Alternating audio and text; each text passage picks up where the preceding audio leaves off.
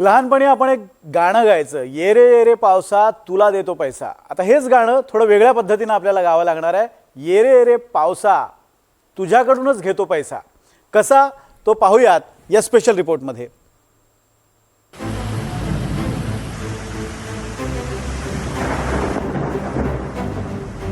पाऊस आला की आपल्या सगळ्यांना फार आनंद होतो.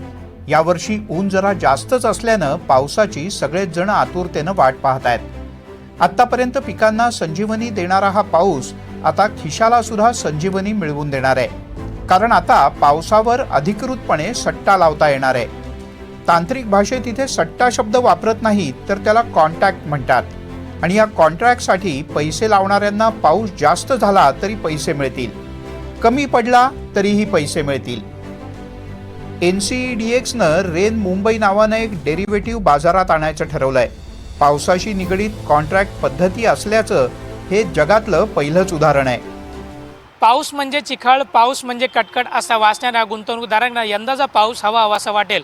कारण त्यांच्यासाठी पाऊस जो आहे तो हा पाऊस पैशांचा पाऊस असणार आहे. 1 सेंटीमीटर पाऊस जास्त किंवा कमी झाल्याने गुंतवणूकदारांना झटक्यात पैसे काढता येणार आहे.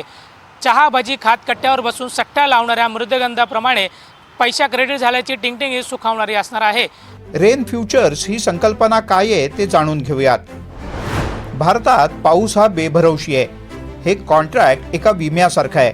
या करारासाठी हवामान विभागाच्या माहितीचा आधार घेतला जाईल. 30 वर्षांच्या माहितीच्या आधारे एक निर्देशांक तयार होईल.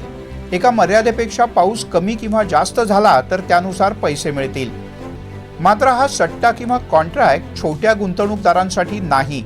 पावसाचा ज्या घटकांवर चांगला वाईट परिणाम होतो असे घटक या कॉन्ट्रॅक्टमध्ये उतरू शकतात. ग्राहक उपयोगी उत्पादनांच्या कंपन्या, वाहतूक कंपन्या यांचा प्रामुख्यानं समावेश होतो. रेन फ्युचर्सचा वापर करून या कंपन्या आर्थिक नुकसान भरून काढू शकतात.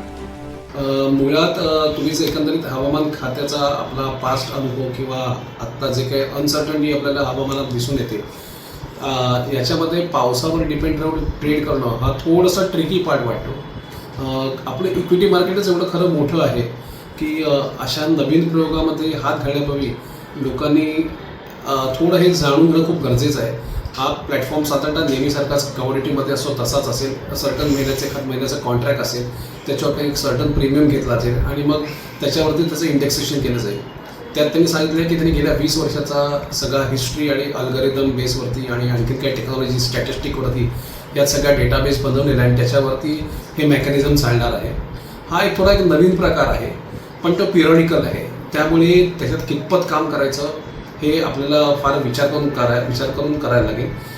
याचा फायदा काय आहे हे सुद्धा समजून घेणं गरजेचं आहे. या प्रकाराद्वारे हेजिंग किंवा जोखमीचं व्यवस्थापन करता येतं. तुम्ही बिल्डर असाल आणि धोधो पावसामुळे प्रोजेक्ट ठप्प झाला तर तुम्ही रेन फ्युचर्स कॉन्ट्रॅक्टमध्ये पैसे गुंतवू शकता. त्यातून नफा मिळाला तर बांधकामात होणारं नुकसान भरून निघेल. पावसाळ्यापूर्वीच रेन फ्युचर्स लॉन्च केलं जात आहे. याबद्दलचा अधिक तपशील अजूनही प्राप्त व्हायचा आहे. मात्र छोट्या गुंतवणूकदारांनी यापासून लांब राहणं योग्यच असेल, कारण हा अत्यंत जोखमीचा व्यवहार असतो. Bureau report, NDTV Marathi.